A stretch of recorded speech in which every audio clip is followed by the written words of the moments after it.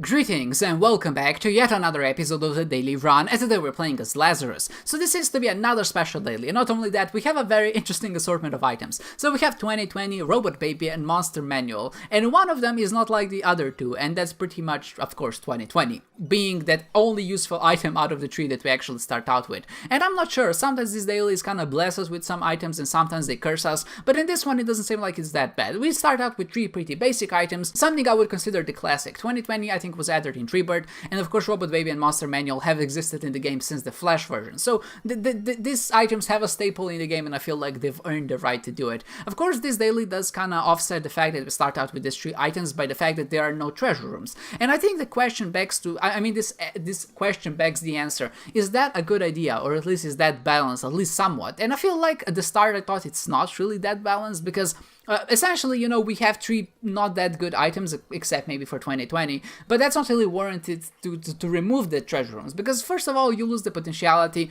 to essentially get fun synergies, that's always not good, but also you lose just as an extra added source of items that you usually get. But I think when I look back on it, the treasure rooms really aren't all that useful, and they're not really gonna benefit your run so much that missing them is gonna be that big of an impact. I mean, it is gonna have an impact, obviously you're still getting less items throughout the run, but the fact is we start out with 2020, and that's such a good item that I feel like this is almost a balanced challenge. I still think it's maybe not in our favorite, obviously it all depends on variance and luck, and you can just get Brimstone and that's pretty much it for the entirety, the rest of the run. But up until that point, if you're not lucky, if you consider just the average case scenario, I would consider this round to be maybe just a bit underpowered if you just start out with 2020, of course, have no treasure room. So I feel like in that sense, it's an interesting challenge and a fun one, but with how this particular run turned out, it was actually pretty easy, and actually, when I actually look back on it, I was surprised quite a few times just how much damage output I actually had. And I think the main reason for that is that the 2020 not only duplicates your damage and duplicates your tiers, but it essentially duplicates every single DPS upgrade that you get. You get a 1 damage upgrade, now suddenly that's like a 2 damage upgrade. You get a tier delay downgrade or an upgrade depending how you look at it. Well, that's like a double tier downgrade or upgrade, because now you're still shooting 2 tiers. You know, you're not only affecting 1 tier with that tier upgrade, you're affecting 2 of them, and because of that, you essentially double every DPS that you get. And of course later on we got Magic Mushroom, which is kind of even crazier, because what Magic Mushroom does is it affects your damage multiplier by 2, so essentially every damage that you get is gonna get duplicated and then added on top of that. So if you get a 1 damage upgrade, if you have a Magic Mushroom, you're gonna get a 2 damage upgrade, so that's pretty good. So if you have both of these items together, now you're kind of quadrupling every single damage upgrade that you get, and you can imagine just how powerful that really is. And maybe it doesn't seem that way, but we're sitting at 7.3 damage, but we're effectively dealing 14 damage, and every time, of course, we get another upgrade, that's gonna increase, not exponentially, maybe even exponentially, but it's gonna increase at a very steady and very fast rate that's gonna allow us to do even more damage. And that's the reason why I feel like I was so surprised by this run, because, you know, you look at the stats, you say, I'm playing as Lazarus, a character that's not typically known as being one of the best damage dealers in the game, so I really can't expect too much, and the fact that there were no treasure rooms kind of made me feel a bit gimped in the whole scheme of things. But the fact is, I went into these rooms and I pretty much cleared them without a problem, and I don't remember a single boss or instance where I felt like I struggled. Even later on when I got to the Sacrifice room and went to the Dark room, I mean, sure, you know, I did have some more items that kind of helped me out with my damage, but even in that situation I felt much weaker than I actually was. I pretty much melted a lot of the bosses instantly, and I think the majority of that does come from the, first of all, just that illusion of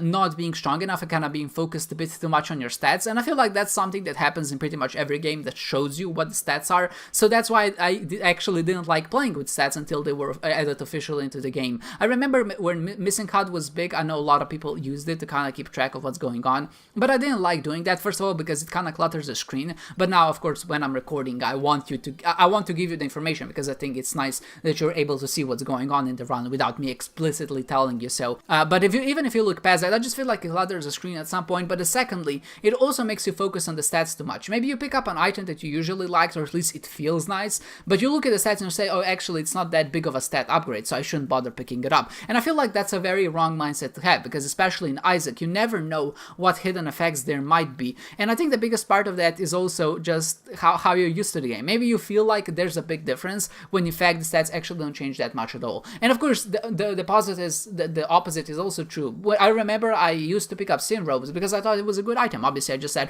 it's gonna give me 3 black hearts for 3 spirit hearts, that's a good deal. But I didn't know that it actually gave you a damage upgrade. And of course, I didn't learn that until eventually I did get this missing HUD on the screen, and I saw that my damage actually went up. And of course, up until that point, I still considered it a good item, but after that point I considered it a really good item. So I guess, you could argue that the stats are good in either case. Or, I mean, you could argue that they're either good or bad, depending on your perspective. But I feel like overall, they did benefit my gameplay for what it's worth. Sometimes, though, I do kind of get focused on them a bit too much, and I feel like that kind of throws me off for a loop. Like I said, for example, maybe I feel like I'm weaker, and then I'm actually stronger, but most often than not, I feel like I'm stronger if I just look at the damage, and then I'm actually much weaker, and I can deal with a lot of the enemies and bosses as I actually go through the run and through the floors and just kind of try to complete it and get to the end. But, even in that scenario, I feel like there's a lot of things that to learn from, and I think the most accurate version of your power strength or your power level, whatever you want to call it, is gonna be just going through the rooms and just kind of paying attention, just observing how much damage you're dealing to certain enemies. There are enemies which have a lot more HP than others, and you just kind of gauge just how much damage you're doing to them, and I feel like that might be a good idea. It reminds me of a daily I've had not too long ago where I had compost and just a bunch of spiders, and I lost them basically all to Mom without even killing her. I only did like 75% of damage, and I kind of overestimated how much damage they're doing, but obviously I had my example right there. I saw that they're not as effective, and I think that's what I should base my opinion on, and not just look at the stats and just kind of decide upon that. But obviously, okay, enough about stats. I think a lot of people don't like stats, statistics, blah blah, whatever. It's math, we don't really care about it at this point. If you look back at the run, of course, I didn't mention we got Magic Marsh, but from until that point, we didn't really get any more that good of an item. We got, Bomb Bag, that's good for swag. We got Abaddon, which also increases our damage, so that's good. And we got one of these new item, Dogtooth, I think it's called, and what it does is sometimes it howls and barks whenever there's a secret room or second secret room nearby, but also it reveals scroll spaces or maybe any other oddities that might be in the room. So in that sense it's good because it does allow us to save bombs, but we already have enough bombs because we have the bomb bag, so it's not that big of a deal. In the skull scheme of things, you're maybe looking at something like 200 points difference at the end, which is not insignificant obviously, but it's not that influential that I should point it out, even though I am pointing it out right now, but I'm pointing it out for the reason that it's not that influential.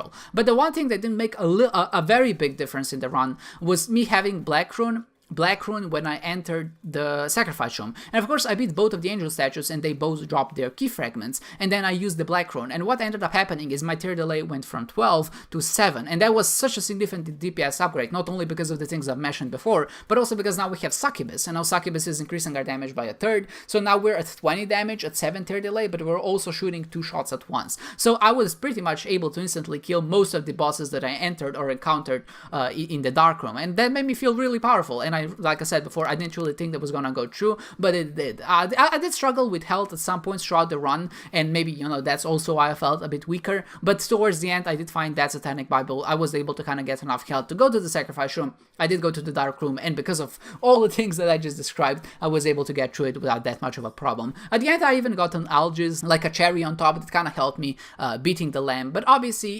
it wasn't that big. I mean, I could have still beaten him, I probably wouldn't have taken too much damage, but it's nice to have that extra added protections, just so you don't have to worry about it. I just went in there, it dealt so much damage with my cube of meat, it wasn't even that big of a deal at the end. And yeah, that was pretty much it. The run ended right here and there, and it was actually a pretty decent one, at least from score-wise perspective. I ended up ranking in the 13th place, but also got some of the other scores which I think were really good. So like our item penalty wasn't too high, our damage penalty was relatively low for the fact that we did take the Sacrifice Room, our time penalty was also in a pretty good spot, 460th on a run that goes to both Boss Rush and the Lamb. I feel like it's pretty decent if you're trying to go for score. So all in all, it seems like it was a decent performance and also a decent run, and in the end I feel like we made all the right decisions to kind of get to this point. So with that said, I hope you enjoyed this one, guys, and I hope to see you next time.